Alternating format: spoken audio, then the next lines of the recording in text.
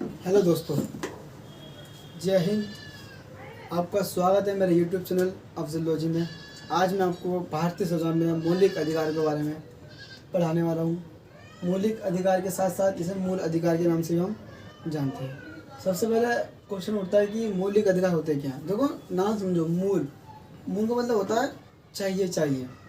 कुछ चीज़ें ऐसी होती है जो हमें चाहिए होती है, जैसे कि हम सांस लेने की हमें आज़ादी है। मैं बोल रहा हूँ, ये हमें आज़ादी है। तो ये अधिकार जो है ना, मौलिक अधिकार, ये हमें अधिकार दे रहे हैं कि हम यहाँ पे खड़े हैं और आपके सामने बोल पा रहे हैं। सबसे पहले मैं आपको इसके बारे में बता दूँ कि मौलिक अधिकार की परिभाषा क्या होती है। मौलिक अधिकार का मतलब क्या है? संविधान द्वारा, भारतीय संविधान द्वारा भारत में रहने वाले प्रत्येक व्यक्ति को यह अधिकार देता है कि वह अपना विकास स्वयं कर सके। यानी भारत में रहने वाले प्रत्येक व्यक्ति को यह अधिकार है कि वह अपना विकास स्वयं कर सके। उसके विकास में कोई भी अड़चनें नहीं आएंगी, यानी कोई रुकावटें नहीं आएंगी। वो कोई भी काम कर सकता है, कहीं भी जा सकता है। ये सब उसको अधिकार दिए गए हैं। उसे बोलते हैं मौलिक अधिकार, अपना विकास स्वयं करने का अधिकार। ठीक है। एक चीज़ में मैं और जोड़ना चाहूँगा, मौलिक अधिकार ये इतने ज़रूरी क्यों है, इतने महत्वपूर्ण क्यों है? ये इतने महत्वपूर्ण इसलिए है क्योंकि जो हमारे देश का सर्वोच्च न्यायालय है, सर्वोच्च न्यायालय का मतलब सुप्रीम कोर्ट है। जो हमारे देश में सुप्रीम कोर्ट है, जो हमारे देश में सुप्रीम कोर्ट है, ये सुप्रीम कोर्ट कहता है कि जो मौलिक अधिकार है इसकी गारंटी मेरी है। किसने कहा? सुप्रीम कोर्ट ने कहा कि मौलिक अधिकारों की गारंटी मेरी है। किसी के भी, प्रत्येक नागरिक के ये जो अधिकार दिए गए हैं ये हनन नहीं होंगे। हनन का मतलब इनमें कोई रुकावटें नहीं डालेगा। सुप्रीम कोर्ट मौलिक अधिकारों का संरक्षक करता है। संरक्षण का मतलब सुरक्षा देता है मौलिक अधिकारों की, गारंटी देता है कि मौलिक अधिकार की रक्षा मैं करूँगा। और यह भारतीय संविधान में कहा गया है। क्लियर है? तो ये क्लियर हो गया कि भाई मौलिक अधिकार क्या होते हैं। अब मौलिक अधिकार में मैं एक चीज़ और जोड़ना चाहूँगा। मौलिक अधिकार में एक चीज़ जोड़ना चाहूँगा मैं, क्या? Magna carta.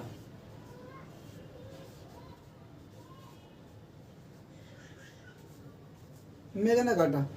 अब बोलोगे आप फिर से ही कि भाई अभी तो मौलिक अधिकार पढ़ा है आपने, मौलिक अधिकार पढ़ा दिए, अब ये मैग्ना कार्टा क्या होती है? ये बात है ना। देखो, मैग्ना कार्टा वो सिंपल सा वर्ड है। ये मैग्ना कार्टा इंग्लैंड देश से लिया गया है। इंग्लैंड को हम ब्रिटेन अलग अलग नाम से जानते हैं। तो ये इंग्लैंड से लिया गया वर्ड है मैग्ना कार्टा। मैग्ना कार्टा हम यहाँ पे क्यों यूज़ कर रहे हैं? क्योंकि जब भी कहीं पे मौलिक अधिकार की बात होगी ना, तो मतलब ये है कि हम मैग्ना कार्टा की बात कर रहे हैं।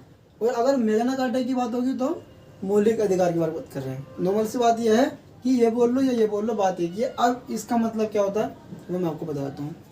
इंग्लैंड में काफ़ी साल पहले, बहुत साल पहले की बात कर रहा हूँ, राजा महाराजा का शासन हुआ करता था। ठीक है। तो वहाँ का जो राजमंडल था, तो वहाँ के राजमंडल ने वहाँ के जो मजदूर लोग थे उनके बारे में कुछ विचार किया। उन्होंने सोचा कि मजदूरों को ना कुछ ऐसा अधिकार दे दिया जाए ताकि वो अपना विकास स्वयं कर सके। ठीक है। तो उनको मजदूरों को ना अधिकार दे दिए गए। उस अधिकार का नाम मैग्ना कार्टा रखा गया। भारत देश में उसको बोलते हैं मौलिक अधिकार, लेकिन यही चीज़ इंग्लैंड में अगर देंगे तो बोलेंगे मैग्ना कार्टा। क्लियर है? दोनों समान है, नाम अलग अलग है, वर्ड दोनों एक ही। ठीक है। अब ये बात हमने कर ली। अब हम बात करते हैं मैग्ना कार्टा के बारे में कि मैग्ना कार्टा हो गया, अब हमारी है। इससे पहले मैं एक चीज़ और जोड़ दूँ इसमें। भारतीय संविधान में जब हमारा संविधान बनकर तैयार हुआ था और लागू हुआ था 26 जनवरी 1950। जब हमारा देश का संविधान, मैं भारत देश की बात कर रहा हूँ, मैं और देश की बात नहीं कर रहा हूँ। जब हमारे देश का संविधान 26 जनवरी 1950 को लागू हुआ, तो उस टाइम पर देश के अंदर हर एक व्यक्ति को 7 मौलिक अधिकार प्राप्त थे। ठीक है। अब 7 मौलिक अधिकार प्राप्त थे, लेकिन अगर मैं बात करूं प्रेजेंट डे की, यानी आज के दिन की बात करूं, तो आज के टाइम पर केवल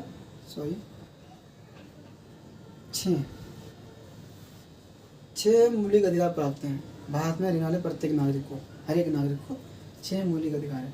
अब ये 7 मौलिक अधिकार 7 से 6 क्यों हुई है, इसके बारे में आपको अच्छे से बताऊंगा मैं। सबसे पहले बात करते हैं कि 7 मौलिक अधिकार कौन सा था जो उसको हटा दिया गया मौलिक अधिकार से, वो था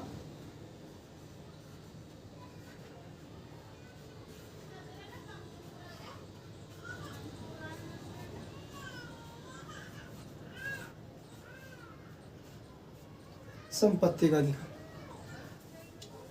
सातवां मौलिक अधिकार संपत्ति का अधिकार था, ठीक है। लेकिन इसे हटा के अब क्या कर दिया गया है, इसे हटा के कानूनी अधिकार कर दिया गया है। अब ये हटाने की वजह बताता हूँ आपको, मेन वजह क्या होती है। देखो, संपत्ति का अधिकार अगर मौलिक अधिकार आज भी होता तो जितने भी ये रेलवे ट्रैक हैं, जितने भी हाईवे हैं, जितने भी एयरपोर्ट हैं, ये सब बस्ती में आते थे पहले, ठीक है। हर एक बंदे की अपनी एक ज़मीन थी, अपना एक घर था, पुरखों की ज़मीन थी। अगर मैं बात करूँ आपसे, अगर आप किसी के पास जाते हो, सपोज करो उस बंदे ने घर खरीदा, ठीक है। अब उसने घर को बना लिया, उस घर को कम से कम 100 साल हो गए। अब जो उसके बच्चे वगैरह जो भी इनके थे, इनके वंश वगैरह, अब उनसे हम जाते हैं खरीदने के लिए, तो क्या वो बेचेंगे? नहीं बेचेंगे। वो क्या बोलेंगे, भाई हमारी पुरखों की ज़मीन है, हम क्यों बेचें, यही है। और अगर सरकार जाती है कि भाई ये ज़मीन हमें दे दो, हमें यहाँ पे हाईवे निकालना है, हमें यहाँ पे सरकारी ऑफिस बनाना है, हमें यहाँ पे स्टेडियम बनाना है, हमें यहाँ पे रेलवे ट्रैक बनाना है, यहाँ पे हमें बस अड्डा बनाना है, यानी सरकारी काम हमें इस जगह पर करने हैं। लेकिन क्या है, उस टाइम की बात कर रहा हूँ जब 1950 में लागू हुआ था संपत्ति का अधिकार मौलिक अधिकार था, तो उस टाइम पर क्या अड़चन आई, सरकार ने भाई बोला ये चाहिए, इंसान ने साफ मना कर दिया। क्यों? क्योंकि मौलिक अधिकार है ना भाई, और मौलिक अधिकार को सुप्रीम कोर्ट गारंटी देता है कि तुम्हारी रक्षा मैं करूँगा। तो उनको डर किस बात का, उनको अधिकार है संपत्ति का, रख सकते हैं संपत्ति। तो सरकार ने क्या करा कि भाई ऐसे कैसे चलेगा, देश का विकास तो रुक जाएगा ऐसे।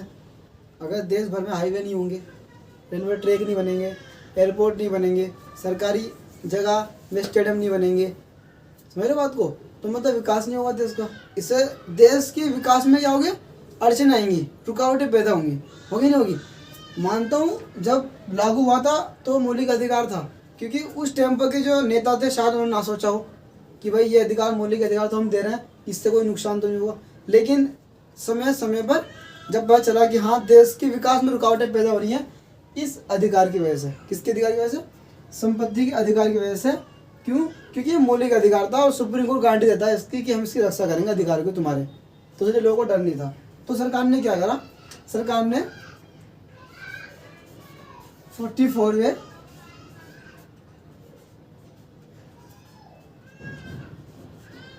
संशोधन से, 44वें संशोधन 1978 यानी 1978 में संपत्ति के अधिकार को मौलिक अधिकार की लिस्ट में से निकालकर उसे कानूनी अधिकार बना दिया गया, ठीक है।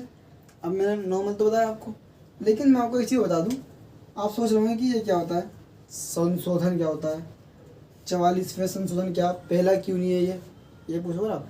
देखो 44वां इसलिए क्योंकि उससे पहले 43 संशोधन हो चुके थे भारतीय संविधान में, समय की ज़रूरत को देखते हुए, समय के अकॉर्डिंग, समय के अनुसार, समय की आवश्यकताओं को देखते हुए भारतीय संविधान में 43 संशोधन पहले से ही कर दिए गए थे, ठीक है। तो ये संशोधन हुआ, ये 44वां संशोधन 1978 में हुआ, जब संपत्ति के अधिकार को मौलिक अधिकार की लिस्ट से निकालकर कानूनी अधिकार बना दिया गया, ठीक है। अब आपको फिर बता दूं संशोधन क्या होता है। एक होता है बदलाव, एक होता है बदला, समझे। बदलाव मतलब चेंजेस करना है, मतलब सपोज करो हमने कुछ प्लानिंग करी है, हमारा टारगेट क्या है, हमारा टारगेट ये है कि भाई 100 बच्चों को पढ़ाना है, ठीक है। अब 100 बच्चों को हमें टारगेट लेवल 100 बच्चों को पढ़ाना है। मानते हैं, मान लो कि बच्चे थोड़े ठीक है, नहीं आ रहे बच्चे में पढ़ने, कोई दिक्कत नहीं है, कुछ ज़्यादा कभी कम कभी ज़्यादा, लेकिन हमारा टारगेट क्या है, 100 का है, ठीक है। लेकिन हमारा तरीका, हमारे पढ़ाने का तरीका अलग हो सकता है, लेकिन टारगेट तो पढ़ाना ही है। मानता हूँ मैं पढ़ा कुछ और रहा हूँ, अलग तरीके से पढ़ा रहा हूँ, कुछ मेरा तरीका पढ़ाने का अलग है, लेकिन मैं क्या कर रहा हूँ, पढ़ाई तो रहा हूँ। तो मैं तो क्या कर रहा हूँ, मैं ये मेरा क्या है, टारगेट है, टारगेट तो मैं अचीव कर रहा हूँ ना, पढ़ा के अचीव कर रहा हूँ टारगेट, मैंने अपना टारगेट तो नहीं बदला। तो मैं आपको सिंपल एग्जांपल देता हूँ एक और, शायद आप नहीं समझोगे। मान लो भाई मैंने एक टारगेट बनाया है कि मेरे को यूपीएससी क्लियर करनी है 1 साल के अंदर, ठीक है। अब वो 1 साल के बीच में मैंने क्या करा उससे फर्क नहीं पड़ता, मैंने 1 साल में टारगेट अचीव किया क्या नहीं किया, ये फर्क पड़ता है। ठीक है, मतलब मैंने क्या करा, 1 साल के अंदर मैंने लग के मेहनत करी, मैंने मेहनत करी या नहीं करी ये मुझे पता है, ये सामने वालों को नहीं पता। लेकिन मैंने टारगेट अचीव करा या नहीं करा ये सामने वालों को पता है, क्योंकि रिजल्ट सबके सामने है। ठीक है, अगर मैंने अपना टारगेट अचीव कर लिया, चाहे मैंने कैसे भी अचीव करा हो, चाहे मैंने चीटिंग करी हो, चाहे मैं रात भर पढ़ाई करी हो, मैंने वो मेरी तरीका, वो मेरा हेडक है, लेकिन मैंने टारगेट अचीव किया है, तो लोग टारगेट पे ध्यान देते हैं। ठीक है, मतलब कहने का मतलब ये है कि मैंने अपनी यूपीएससी की तैयारी करने में अपना टारगेट, जो मैं टारगेट तो फिक्स रखा था, लेकिन मेरे पढ़ाने का तरीका था, मेरा जो पढ़ने का तरीका था कि मैं कैसे पढ़ूंगा, दिन में पढ़ूंगा, रात में पढ़ूंगा, 2 घंटे पढ़ूंगा या 24 घंटे पढ़ूंगा, वो मेरा तरीका है। लेकिन मेरा टारगेट क्या था, फिक्स था। मैंने टारगेट नहीं बदला अपना, मैंने अपना पढ़ने का तरीका बदल लिया, मैंने टाइमिंग बदल दिया अपने पढ़ने की, लेकिन मेरा टारगेट फिक्स था। ठीक है, तो सेम ऐसी है संशोधन। संशोधन मतलब होता है बदलाव करना। मैंने अपना संविधान, यहाँ संशोधन हुआ है, संशोधन मतलब बदलाव करना, मतलब ये है कि संविधान के अंदर हमने संविधान को नहीं बदला, क्या नहीं करा, संपत्ति का अधिकार दे दिया गया था। अब ये थोड़ी कि भाई अब अड़चन आ रही है विकास में, देश का विकास करने में अड़चन आ रही है, तो मैं ये थोड़ी क्या करा कि भाई नहीं, संविधान को पूरा बदल दो भैया, नया संविधान लाओ, उसमें नए नए अधिकार जोड़ेंगे, फिर हम देश का विकास करें, ऐसा तो नहीं किया हमने क्या करा, हमने उसमें बदलाव कर दिया। बदलाव मतलब क्या कह दिया, हमने कह दिया भाई ये संपत्ति का अधिकार जो मौलिक अधिकार नहीं रहेगा, ये कानूनी अधिकार बनेगा। मतलब ये है कि अगर सरकार को जमीन चाहिए तो आपको देनी पड़ेगी, बाकायदा आपको मुआवजा मिल जाएगा उस जमीन का, जो वहाँ के उस टाइम पर रेट चल रहे होंगे जमीन के। क्लियर है, तो हमने क्या करा, संशोधन किया है, बदलाव किया, हमने बदला नहीं किया है, हमने संविधान के अंदर एक नया पेज ऐड करा है, हमने पूरी किताब नहीं चेंज करी है, हमने सिर्फ एक पेज ऐड कर दिया बस। और वो 44 संशोधन के द्वारा 1978 में संपत्ति के अधिकार को मौलिक अधिकार से निकाल कर कानूनी अधिकार बना दिया गया। और वो कौन से आर्टिकल में चला गया, वो चला गया अनुच्छेद 300A में कानूनी अधिकार बन गया। ठीक है, एक चीज़ और आपको बता दूं मैं, जितना मैंने आपको समझा दिया, एक और बताता हूँ मैं, मौलिक अधिकार और कानूनी अधिकार में डिफरेंट अंतर क्या होता है, सिंपल सा अंतर क्या होता है। मौलिक अधिकार रक्षा सुप्रीम कोर्ट करता है, वो गारंटी देता है कि आपके मौलिक अधिकार को कभी भी हानि नहीं पहुंचेगा, यानी नुकसान नहीं पहुंचेगा।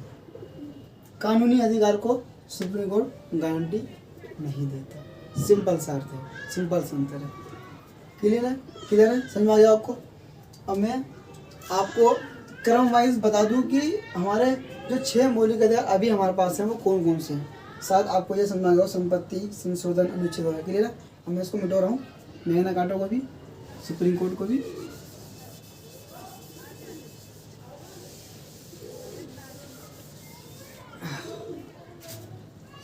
आपको मैं क्रम वाइज बताता हूँ कि कौन कौन से मौलिक अधिकार भारत में रहने वाले प्रत्येक नागरिक को प्राप्त है। पहला हमारा मौलिक अधिकार पड़ता है समता या समानता का अधिकार। इसका वर्णन अनुच्छेद 14 से 18 में किया गया है। इसको मैं अच्छे से एक्सप्लेन करूँगा, अनुच्छेद वाइज आपको पढ़ाऊँगा कि अनुच्छेद 14 से लेकर 18 में क्या क्या बताया गया है हमारे देश में, हमारे देश के नागरिक के लिए। पहला अधिकार हमारा हो गया मौलिक अधिकार समानता का अधिकार। समानता समता क्या होती है ये आपको मैं अच्छे से एक्सप्लेन करूँगा, अभी मैं सिर्फ आपको लिख के बताऊँगा कि आपको याद है क्रम वाइज। दूसरा अधिकार होता है हमारा स्वतंत्रता का अधिकार, आज़ादी का अधिकार है।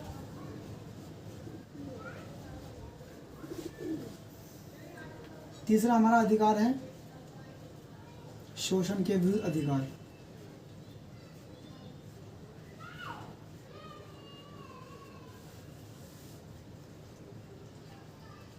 शोषण के विरुद्ध अधिकार।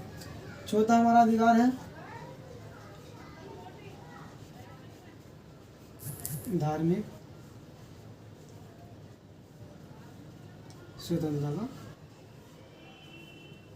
अधिकार। पांचवा हमारा मौलिक अधिकार है सांस्कृतिक व शिक्षा का अधिकार।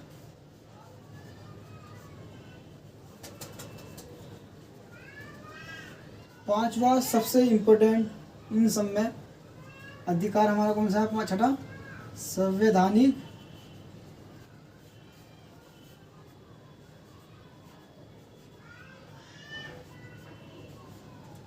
उपचारों का अधिकार। अब मैंने यहाँ लिखा था कि इसके आर्टिकल 18 में इसका वर्णन किया गया है, इसमें 19 से 22 तक अनुच्छेद में इसका वर्णन किया गया है, इसमें 23 से 24 तक शोषण के विरुद्ध अधिकारों का वर्णन किया गया है, इसमें 25 से 28 तक धार्मिक स्वतंत्रता का अधिकार का वर्णन किया गया है, इसमें 29 से लेकर 30 तक के अनुच्छेद में सांस्कृतिक व शिक्षा का अधिकार का वर्णन किया गया है, और लास्ट 32 अनुच्छेद में संवैधानिक उपचारों का अधिकार का वर्णन किया गया है। तो ये हमारे क्रम वाइज हमारे मौलिक अधिकार हैं। समता समानता का अधिकार अनुच्छेद 14 से लेकर 18 इसमें इसका वर्णन किया गया है। स्वतंत्रता का अधिकार अनुच्छेद 19 से लेकर 20 में इसके बारे में बताया गया है। शोषण के विरुद्ध अधिकार में 23 से लेकर 24 तक इसके बारे में बताया गया है। धार्मिक स्वतंत्रता का अधिकार 25 से लेकर 28 तक के अनुच्छेद में धार्मिक स्वतंत्रता का अधिकार के बारे में बताया गया है। सांस्कृतिक व शिक्षा का अधिकार 29 से 30 के बीच में जो अनुच्छेद आ रहे हैं वो इसके बारे में बताते हैं। संवैधानिक उपचार का अधिकार जो इन पांचों अधिकार सबसे इम्पोर्टेंट अधिकार है उसका वर्णन अनुच्छेद 32 में किया गया है। ठीक है, अब आप सोचेंगे कि मैं यहाँ पे बोर्ड पे क्यों पढ़ा रहा हूँ, ये तो किताबों में लिखा है, नॉर्मल सी बात है ना, नेट पे जाके पढ़ लो, कोई दिक्कत नहीं है। लेकिन मेरा मकसद क्या है, आपको याद करना है। मेरा मकसद आपको याद करना है, आपको समझाना है, ताकि आपको किताब की या गूगल की जरूरत ना पड़े। आपको सिर्फ दिमाग में है कि क्रम वाइज क्या क्या अधिकार है, आप सोचे कि हाँ वहाँ देखा था वो चीज़ दिमाग में है, वो सुना था वो चीज़ दिमाग में है।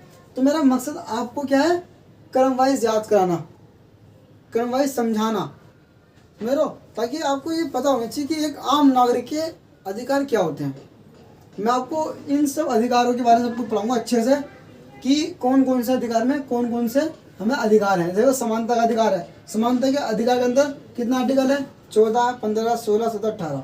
ठीक है, 5 आर्टिकल है इसके अंदर। ठीक है, तो 5 आर्टिकल में कौन से अधिकार हमारे पास है, तो ये आपको मैं 1 बाय 1 अच्छे से एक्सप्लेन करूँगा। ठीक है, हाँ तो बच्चों हम मौलिक अधिकार के बारे में पढ़ रहे थे। मौलिक अधिकार हमने पढ़े अभी 6 मौलिक अधिकार होते हैं। सबसे पहले हम पढ़ेंगे समानता का अधिकार। ठीक है, पहला मौलिक अधिकार हमारा जिसका वर्णन आर्टिकल 14 से लेकर 18 के बीच में किया गया है। ठीक है, पहले क्वेश्चन उठता है कि समानता का अधिकार क्या होता है। समानता का अधिकार मतलब होता है समान, समान मतलब इक्वल, मतलब भारत में रहने वाले प्रत्येक व्यक्ति को समान समझा जाए हर एक मामले में, धर्म, जाति, लिंग, वंश, जन्म स्थान के आधार पर उसके साथ कोई भेदभाव ना किया जाए। हर हमारे देश में हर एक व्यक्ति समान है, कोई अमीर गरीब कोई ऊंच नीच की नहीं है, हर जगह उसको समान नजर देखा जाएगा। ये हमारा समानता का अधिकार कहता है। ठीक है, अब हम बात करते हैं इसके आर्टिकल अनुच्छेद की बात करते हैं कि अनुच्छेद 14, अनुच्छेद 14 क्या कहता है। अनुच्छेद 14 कहता है कि विधि के समक्ष समानता। अनुच्छेद 14 कहता है कि विधि के समक्ष समानता। इसका मतलब यह है कि विधि मतलब होता है कानून, कानून के समक्ष समानता, यानी कानून के सामने सब क्या है, समान है। ठीक है, कानून की नज़रों के सामने सब समान होंगे, कोई अमीर गरीब, कोई ऊंच नीच, कोई अमीर गरीब हो गया, कोई जिसने ज़्यादा पढ़े लिखा है या फिर अनपढ़ जाहिल, ऐसा कुछ नहीं है। उसकी नज़रों में सब समान है, यानी अगर अमीर ने गलती करी है तो उसको भी वही सजा मिलेगी जो गरीब ने गलती करी है। ठीक है, तो मतलब विधि के समक्ष समानता, यानी कानून के सामने सभी लोग समान हैं, उसके लिए कोई ऊंचा नीचा अमीर गरीब नहीं होता है। ठीक है, आर्टिकल 14 ऐसा कहता है। अब बात करते हैं आर्टिकल 15 की। आर्टिकल 15 क्या कहता है। आर्टिकल 15 कहता है कि धर्म, जाति, वंश, लिंग, जन्म स्थान के आधार पर भेदभाव नहीं होगा। आर्टिकल 15 कहता है कि भारत में रहने वाले प्रत्येक व्यक्ति को धर्म, जाति, वंश, लिंग, जन्म स्थान के आधार पर उसके साथ भेदभाव नहीं किया जाएगा। आर्टिकल 15 कहता है। अब आर्टिकल 16 क्या कहता है। आर्टिकल 16 कहता है अवसर की समानता। ठीक है, अवसर की समानता, इसका मतलब क्या होता है। इसका मतलब यह है कि भारत में रहने वाले प्रत्येक व्यक्ति को समान अवसर दिए जाएंगे। फॉर एग्जांपल सरकारी नौकरियों में सबको समान मौके दिए जाते हैं, समान अवसर दिए जाते हैं। फॉर एग्जांपल मान लो यूपीएससी का एग्ज़ाम है, उसमें हिंदू मुस्लिम, उसमें कोई फर्क नहीं पड़ता, हिंदू मुस्लिम हो, अमीर गरीब हो, ठीक है, उससे फर्क नहीं पड़ता। उनके लिए क्या है, समान अवसर इनको दिए जाते हैं। इसलिए आर्टिकल 16 बोलता है कि अवसर की समानता सबको है, भारत में रहने वाले प्रत्येक व्यक्ति के एग्जाम्पल सरकारी नौकरी होगी। ठीक है, अब बात करते हैं आर्टिकल 17 क्या बोलता है। आर्टिकल 17 कहता है छुआछूत का अंत।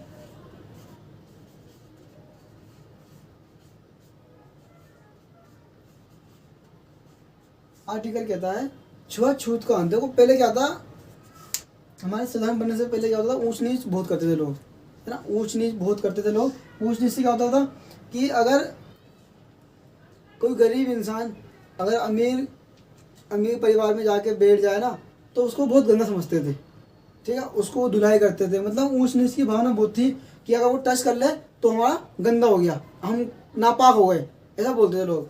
तो क्या हुआ, आर्टिकल 17 क्या कर दिया, उसको खत्म कर दिया। छुआछूत की जो हमारे देश के अंदर बीमारी पैदा हो रखी थी, उसको खत्म कर दिया गया है। ठीक है, आर्टिकल 18 क्या कहता है, आर्टिकल 18 कहता है उपाधियों का अंत।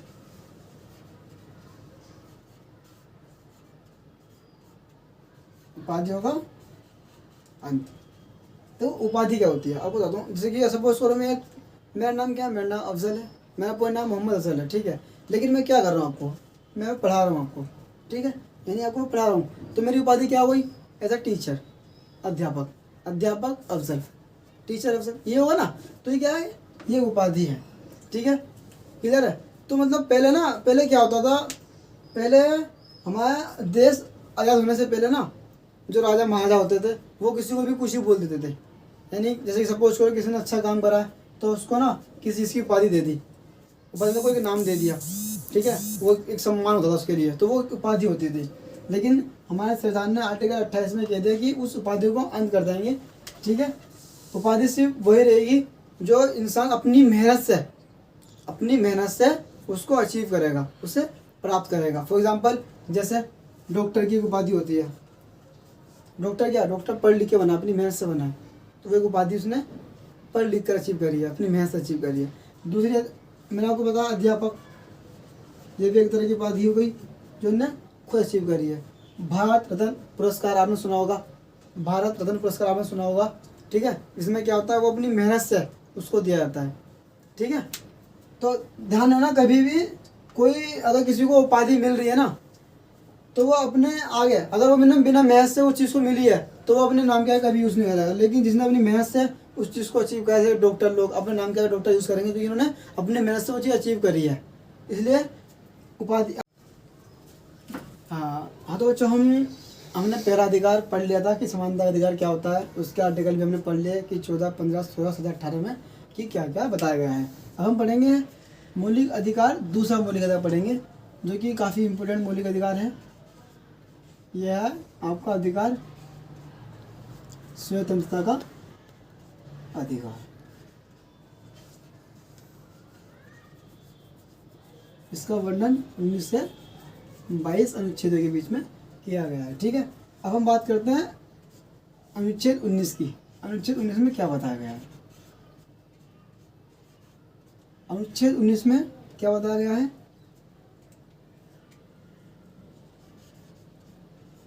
भाषण व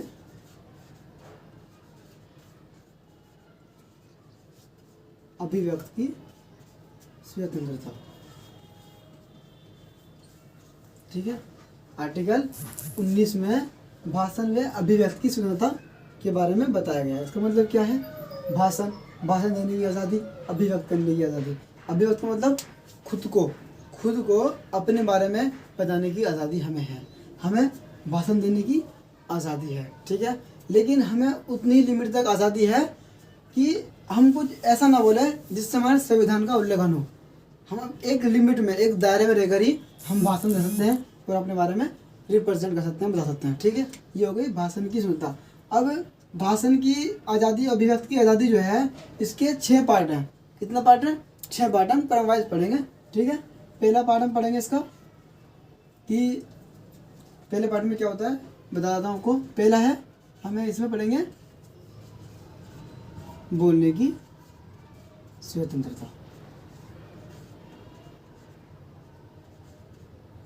ठीक है, ये आपको मैं ना क्रम वाइज पढ़ाऊंगा, अच्छे से याद भी करा दूंगा, टेंशन होगा भी लिख रहा हूँ मैं। बोलने की स्वतंत्रता। दूसरा हम पढ़ेंगे इसके अंदर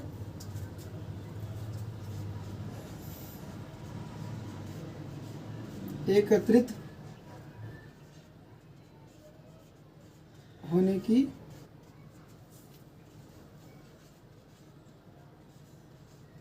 स्वतंत्रता। क्या है? इकट्ठा होने की स्वतंत्रता एक जगह पर, लेकिन इसमें एक चीज ध्यान रखनी है, बिना हथियारों के। क्या?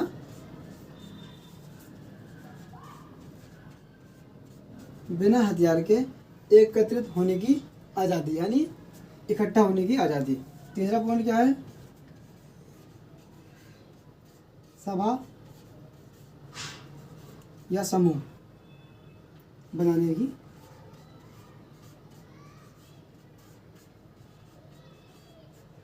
स्वतंत्रता। सभा व समूह बनाने की स्वतंत्रता। ठीक है। और चौथा पॉइंट इसका क्या है? भारत में आने जाने की स्वतंत्रता। ठीक है। पांचवा पॉइंट क्या है? भारत में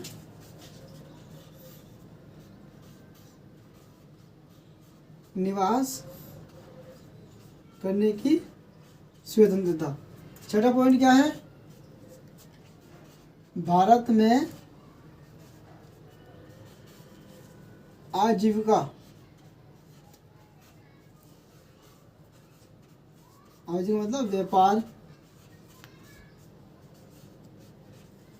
करने की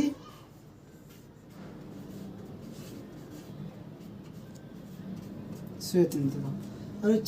अनुच्छेद 19 में भाषण में अभिव्यक्ति की स्वतंत्रता है। ठीक है। उसमें क्या क्या है पहले आपको समझाता हूँ। पहला क्या है? बोलने की आज़ादी है। ठीक है। हर एक व्यक्ति को, भारत में रहने वाले हर एक व्यक्ति को बोलने की आज़ादी है। दूसरा, भारत में रहने वाले प्रत्येक व्यक्ति को इकट्ठा होने की आज़ादी है, लेकिन बिना हथियारों के। तीसरा है कि भारत में रहने वाले हर एक व्यक्ति को सभा या समूह बनाने की आज़ादी है। मतलब एग्जाम्पल के लिए कोई भी एक पार्टी बनाता है, कोई एक ग्रुप बनाता है, वगैरह वगैरह। ठीक है। लेकिन वो सभा समूह ऐसे हों कि वो हमारे संविधान के उल्लंघन न कर रहे हों। ठीक है। दायरे में रह बनाए जाएँ।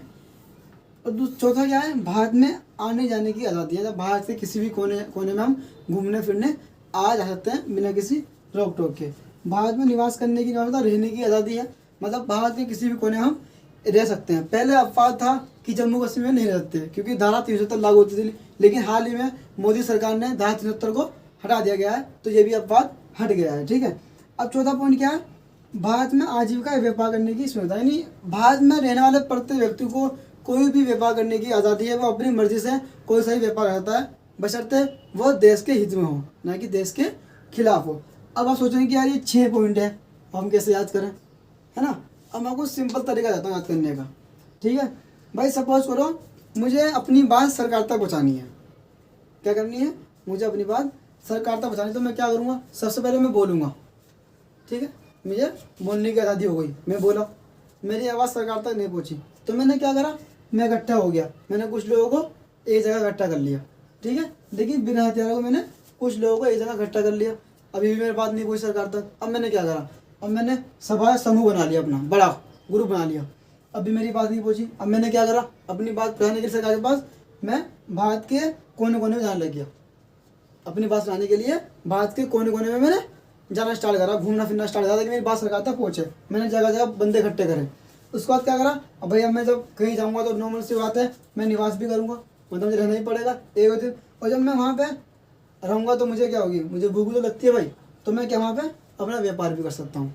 बात समझ आ गई? सिंपल तरीका है। पहले मैं बोलूँगा, नहीं सुनेंगे, मैं कुछ लोग इकट्ठा करूँगा, नहीं सुनेंगे, मैं सभा बुलाऊँगा, नहीं सुनेंगे, फिर मैं पूरे भारत में घूमूंगा ताकि वो लोग इकट्ठा कर सकूँ, नहीं सुनेंगे, फिर मैं क्या करूँ? वहाँ पे रहना स्टार्ट करूँगा, मतलब कुछ दिन भी रहूँगा, 2 दिन 1 दिन। अब जब रहूँगा तो मुझे भूख भी लगेगी, तो मैं व्यापार भी करूँगा। तो ये आई होप आपको ये समझ में आ गया होगा। क्लियर है? चलो ठीक है। अब मैं आर्टिकल बात करता हूँ, आर्टिकल 20 की। अनुच्छेद 19 क्लियर हो गया। अब अनुच्छेद 20 की बात करता हूँ। अनुच्छेद 20 की बात करता हूँ। ये अनुच्छेद 20 क्या करता है, ये बहुत इंपॉर्टेंट, ये भी ध्यान रखना है। ये है आपका अनुच्छेद अपराध के दोष सिद्धि संरक्षण। संरक्षण मतलब होता है सुरक्षा। क्या होता है, संरक्षण मतलब होता है सुरक्षा। आर्टिकल 20 क्या बोलता है, अपराध के दोष सिद्धि संरक्षण के संबंध में, यानी किसी भी व्यक्ति ने कोई अपराध किया है, किसी भी व्यक्ति ने कोई जुर्म किया है, अपराध किया है, तो उसको ये अधिकार दिया गया है कि जो तेरे पर, जो तुम्हारे ऊपर जो भी इल्ज़ाम या अपराध लगे गए हैं उसको आप सही साबित कर सकते हो। उसके लिए आपको अधिकार हैं। अधिकार, पहला अधिकार क्या बोलता है, पहला अधिकार आपके पास क्या है, पहला अधिकार ये है कि भाई उसी समय के कानून, उसी समय के कानून के अनुसार सजा मिलेगी। समझे आप, मतलब क्या, मतलब इसमें क्या बोल दिया गया है, इसमें ये बोल दिया गया है कि भाई जैसे सपोज करो, मान लो कि मैंने किसी बंदे ने कोई अपराध करा, ठीक है, आज से अपराध करा, मान लो अपराध करा उस बंदे ने, सन 2005 में उसने कोई अपराध करा, ठीक है, और अपराध जो उसने अपराध करा उसकी सजा क्या थी, उसकी सजा यह थी कि भाई 5,000 जुर्माना या 6 महीने की जेल।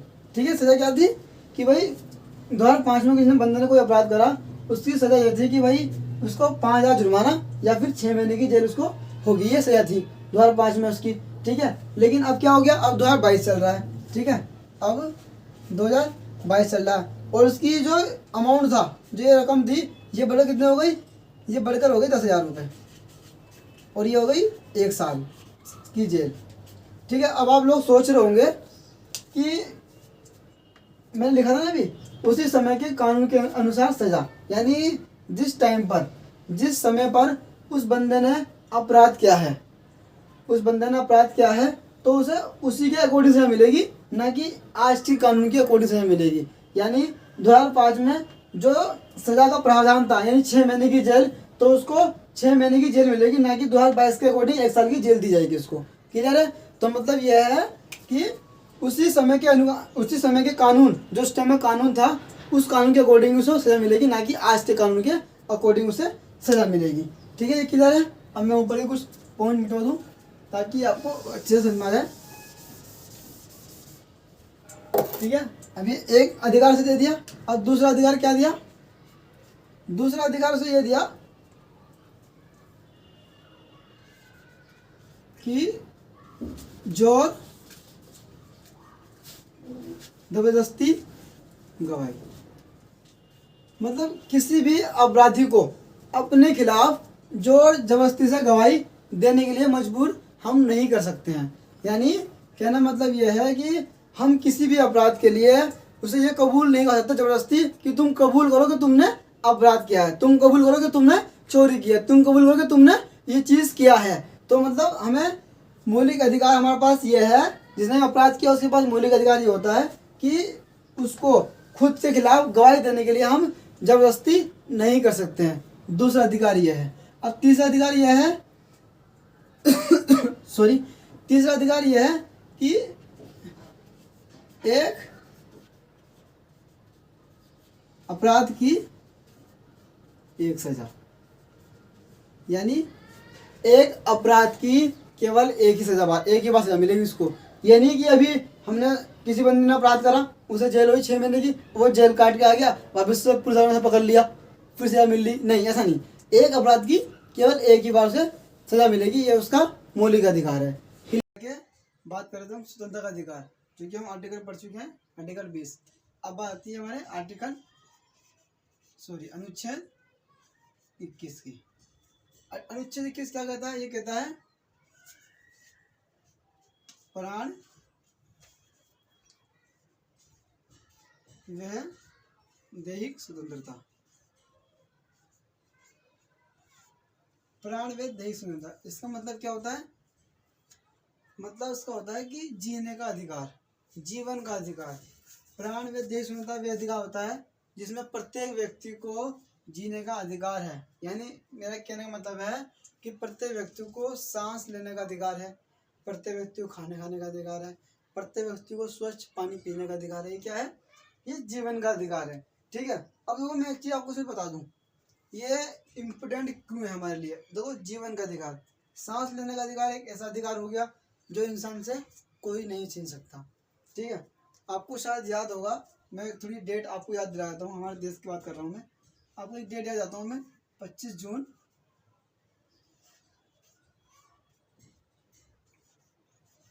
1975 को। शायद आपको याद होगा कि 25 जून 1975 को हमारे देश के अंदर आपातकालीन घोषणा की गई थी प्रधानमंत्री इंदिरा गांधी जी के द्वारा।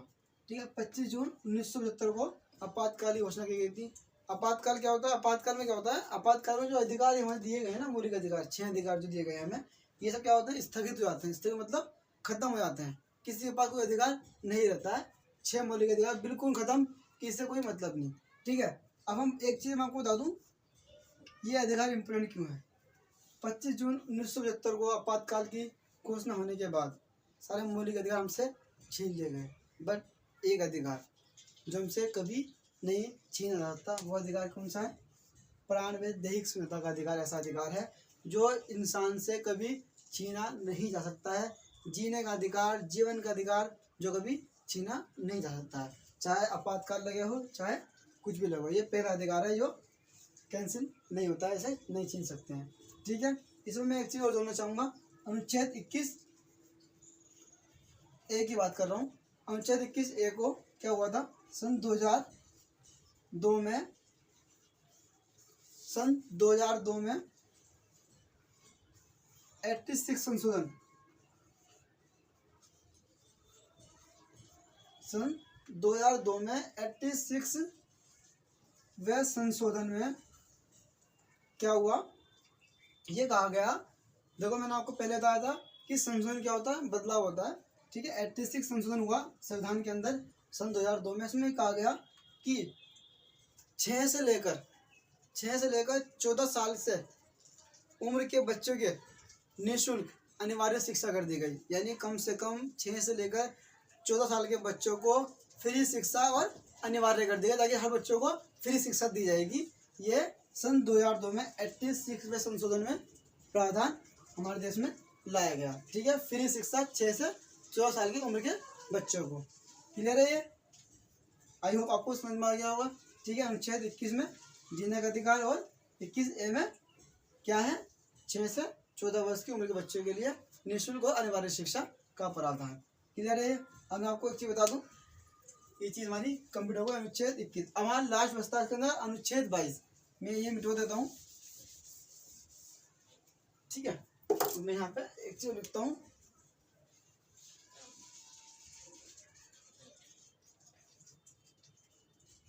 अनुच्छेद। अब आप लोग सोच रहे होंगे कि मैंने 21 मिटो दिया लेकिन 22 नहीं मिटोया, है कि नहीं? अब देखो, ये ना मिटाने की वजह आपको मैं बताता हूँ। अनुच्छेद 22 पहले हम पढ़ लेते हैं। अनुच्छेद 22 क्या है?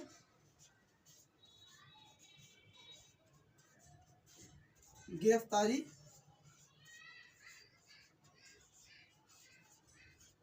के संरक्षण में का अधिकार। यानी अगर किसी व्यक्ति को गिरफ्तार कर लिया जाता है तो उसके पास क्या अधिकार है? बात समझ रहे हो? अगर पुलिस के द्वारा किसी व्यक्ति को गिरफ्तार कर लिया जाता है तो उसके पास क्या अधिकार है, वो हम इसमें पढ़ने वाले हैं। ठीक है। इसके 3 पार्ट हैं जो कि मैं आपको 1 बाय 1 पढ़ाऊंगा। पहला पार्ट क्या है? अगर किसी व्यक्ति को पुलिस ने गिरफ्तार किया है तो जो गिरफ्तार हुआ है उसके पास पहला अधिकार यह है, कारण पूछने का अधिकार।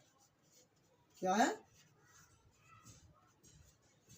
कारण पूछने का अधिकार है पुलिस वाले से कि भाई मुझे गिरफ्तार क्यों किया जा रहा है, मेरा जुर्म बताओ। पहला अधिकार उस गिरफ्तार किए गए व्यक्ति के पास है।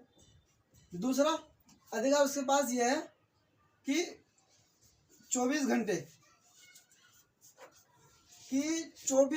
घंटे के अंदर गिरफ्तार किए गए व्यक्ति को 24 घंटे के अंदर पास में नज़दीकी न्यायालय में पेश करना।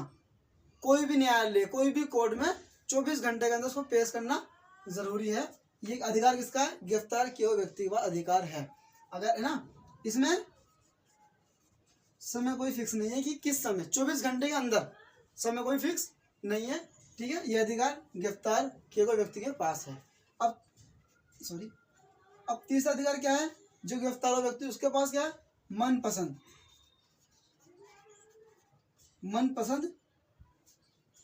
कानूनी सलाह।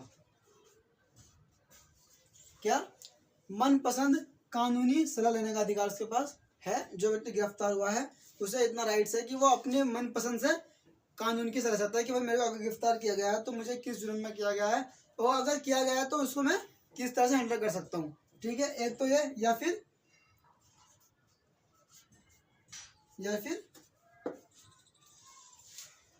अपनी मनपसंद से वो एक वकील भी हायर कर सकता है ताकि उसको वो केस लड़ सके। तो ये क्लियर है। अब देखो मैंने ये मिटाया क्यों नहीं, मैंने 21 मिटा दिया, लेकिन मैंने 22 नहीं मिटाया और 20 नहीं मिटाया, लेकिन 21 मिटा दिया।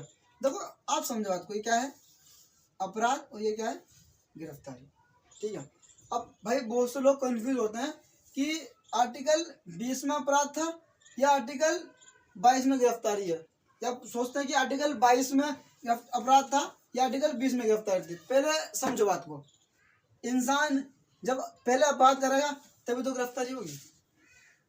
कॉमन सेंस लगाओ, जब इंसान कोई व्यक्ति अगर अपराध करेगा तभी तो गिरफ्तारी होगी। तो पहले क्या होगा, पहले आर्टिकल 22 में अपराध होगा, उसके बाद क्या होगा, उसकी गिरफ्तारी होगी। तो ऐसा आप इसको याद कर सकते हो। क्लियर है? आई होप आपको अब जाके ये चीज समझ में आ गई। मुझे लगता है कि स्वतंत्रता का अधिकार जो भी हमारे व्यक्ति को, हमारे देश में रहने वाले प्रत्येक व्यक्ति को दिया गया है, वो बहुत अच्छा अधिकार है। इससे उसे पता चलता है कि मुझे कितनी आज़ादी है देश भर में। अगर उसे गिरफ्तार कर लिया जाता है तो उसके पास क्या अधिकार है, अगर उसे अपराध साबित हो गया है तो उसे क्या अधिकार है, वो मैंने आपको बता दिए। ठीक है, वो कहीं भी जा सकता है, मतलब स्वतंत्रता का अधिकार में खुल के आज़ादी देता है। ठीक है, आई होप आपको ये पूरा जो अधिकार था, दूसरा स्वतंत्रता का अधिकार, आर्टिकल 19 से लेकर 22 तक आपको अच्छे समझ में आ गया होगा। ठीक है, अब मैं सुन रहता हूँ, एक और अधिकार है जो मैं आपको बता दूँ, नहीं तो वीडियो काफ़ी लंबी हो जाएगी। वो मैं अगला जो है मैं दूसरी वीडियो में आपको पढ़ा दूंगा। ठीक है, मैं इसको मिटा देता हूँ, पहले रफ करता हूँ फटाक से। आर्टिकल तीसरा अधिकार की बात करते हैं हम। तीसरा अधिकार हमारा कौन सा है, शोषण। शोषण के विरुद्ध आर्टिकल 23 से 24। शोषण के विरुद्ध अधिकार। देखो शोषण के विरुद्ध मतलब क्या है कि किसी भी व्यक्ति, किसी भी इंसान, किसी भी नागरिक को हम जबरदस्ती कोई काम नहीं कर सकते, मतलब उसका हम शोषण नहीं कर सकते हैं, यानी उसके खिलाफ, उसकी मर्जी के खिलाफ उसे कुछ करवा नहीं सकते। अगर करवाते हैं तो क्या होगा, शोषण के विरुद्ध होगा वो। तो हमें क्या है, भारत देश में रहने वाले प्रत्येक व्यक्ति को अधिकार दे दिया गया है कि तुम अपनी मर्जी से कहीं भी काम कर सकते हो, लेकिन अगर तुम्हारे खिलाफ काम करेंगे तो उसके क्या होगा, उसके अधिकार को हनन होगा, उसके अधिकारों में क्या रुकावटें पैदा होंगी। और जब अधिकारों में रुकावटें पैदा होगी तो कौन आएगा बीच में, एससी आएगा। एससी मतलब सुप्रीम कोर्ट आएगा, क्योंकि सुप्रीम कोर्ट मौलिक अधिकार की गारंटी देता है सुरक्षा करने की। क्लियर है? क्लियर है? तो ये शोषण के अधिकार हो गया। अब इसमें दो आर्टिकल हमने पढ़ेंगे, 23 और 24। 23 आर्टिकल क्या बोलता है, 23 आर्टिकल कहता है मानव व्यापार, बाल श्रम, बंधुआ मजदूरी, ये सब मानव दुर्व्यापार, सॉरी मानव दुर्व्यापार, बाल श्रम और मजदूरी। देखो मानव दुर्व्यापार मतलब क्या है, मानव की इच्छा के बिना, इंसान की इच्छा के बिना उससे काम करवाना। तो यहाँ पर क्या हो रहा है, उसका शोषण हो रहा है। ठीक है, बाल श्रम, बाल श्रम मतलब बाल मजदूरी, बच्चों से काम कराना, ये क्या है, ये भी एक शोषण हो रहा है। क्योंकि लास्ट टाइम मैंने अभी आपको पढ़ाया आर्टिकल 21 में, मैंने आपको पढ़ाया आर्टिकल 21A में मैंने आपको पढ़ाया है कि सन 2002 में 86वें संशोधन में 6 से 14 वर्ष के बच्चों के लिए, कम से कम 14 वर्ष के बच्चों के लिए अनिवार्य शिक्षा कर दी गई, वो भी फ्री में, निःशुल्क कर दी गई है। तो यहाँ बाल श्रम, बच्चों का काम करना क्या है, शोषण हो रहा है बच्चे का, उसके अधिकार का शोषण हो रहा है। ठीक है, बंधुआ मजदूरी, बंधुआ मजदूरी कैसी होती है, पहले के टाइम पे क्या होता था, आपने देखा होगा कि सपोज पहले क्या होता था कि एक किसी से हमने ब्याज ले लिया पहले टाइम पर, ठीक है, बाप ने ब्याज लिया, ठीक है, बेचारा किसी वजह से उसकी डेथ हो गई। अब उसको ब्याज को कौन भरता? उसके बच्चे भरते थे। अगर वो नहीं भरेंगे, ठीक है, नहीं तो क्या करते थे कि हमें, हाँ सॉरी माय मिस्टेक, सॉरी। तो मैं क्या बता रहा था आपको कि कोई है, सपोज को किसी यहाँ पे कोई काम कर रहा है, ठीक है, उन्होंने ब्याज पे लोन ले रखा है पहले टाइम पर, उन्हें ब्याज, कहता था कि भाई मैं तब तक यहाँ पे काम करूँगा जब तक मैं जिंदा हूँ, मेरी पीढ़ी भी यहाँ पे काम करती रहेगी। पहले टाइम पे ऐसा होता था, अगर नहीं होगा तो उसको वो अपना पैसा मांगता था, उसका पैसा होता था तो वहाँ पे काम करता रहता था। तो इससे क्या हुआ, उसकी मर्जी नहीं होते हुए भी वहाँ पे काम करता था, तो वो बन गया था वहाँ पर एक तरह का, मतलब वो बन गया था, वो मजदूर बन गया था वहाँ पे, कि भाई ये मरने के बाद उसका जो पीढ़ी आएगी वो भी वहाँ पे काम करेगी, जो पीढ़ी आएगी वो भी वहाँ पे काम करेगी। क्या होगा, वो बन गया था, उसे बोलते हैं बंधुआ मजदूरी। किसी के यहाँ पर बन जाना मजबूरी में, ना चाहते हुए भी, उसे बोलते हैं बंधुआ मजदूरी। तो अगर आज के टाइम पर अगर बंधुआ मजदूरी की जाएगी, कोई यहाँ पर जबरदस्ती काम करवाएगा उससे, तो उससे क्या होगा, उसका शोषण होगा, शोषण होगा तो उसके मौलिक अधिकारों को हनन होगा, ठीक है। तो इन सबको खत्म करने के लिए आर्टिकल 23 में बोला गया है कि अगर ऐसा कुछ होता है तो आप मौलिक अधिकार हनन माना जाएगा। अब बात करते हैं आर्टिकल 24 की बात करते हैं, अनुच्छेद 24। अनुच्छेद 24 में क्या गया है, इसमें कहा गया है कि कम से कम 14 वर्ष के बच्चों को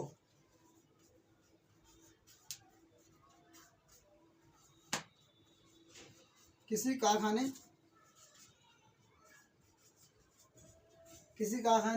फैक्ट्री में नहीं लगाया जा सकता है। अगर ऐसा किया जाता है तो उसका शोषण किया जाएगा और वो मौलिक अधिकारों का हनन माना जाएगा। कम से कम 14 वर्ष के उम्र के बच्चों को किसी भी फैक्ट्री, किसी भी कारखाने में काम नहीं किया जाएगा, वो बाल मजदूरी मान जाएगी, इससे उसके मौलिक अधिकार शोषण होगा, ठीक है, क्लियर है। आई होप आपको ये आर्टिकल 23 और 24 समझ में आ गए होंगे। उससे पहले स्वतंत्रता का अधिकार और समानता का अधिकार वो भी समझ में आ गया होगा। डाउट हो तो आप कमेंट कीजिए। और आपसे मेरी रिक्वेस्ट है कि आप मेरे चैनल को सब्सक्राइब करें। कोई भी दिक्कत, कोई भी परेशानी है तो आप कमेंट कीजिए, लाइक कीजिए। कोई भी दिक्कत हो तो मुझे आप बताइए, आपको जल्द से जल्द मैं आंसर दूंगा। प्लीज़ मेरे चैनल को सब्सक्राइब कीजिए।